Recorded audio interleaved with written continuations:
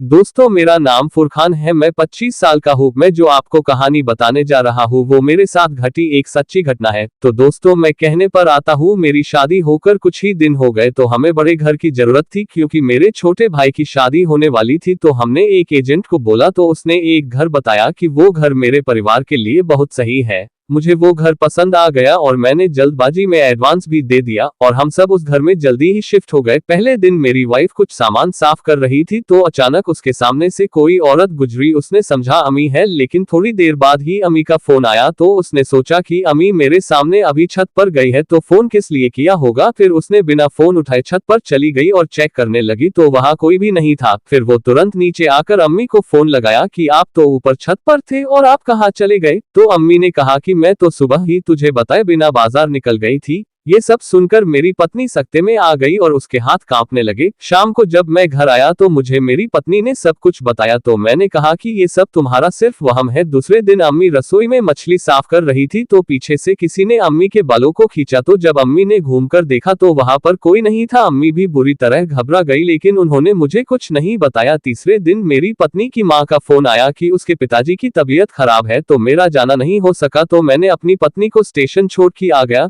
रात को जब अपने बेडरूम में सो रहा था तो मुझे नींद नहीं आ रही थी। जब मैं उठने लगा तो मैं उठ नहीं पाया, जैसे किसी रूहानी ताकत ने मुझे रोक रखा हो। फिर थोड़ी देर बाद मैं उठ पाया। उस दिन अंतिम बार उस घर पर सोया।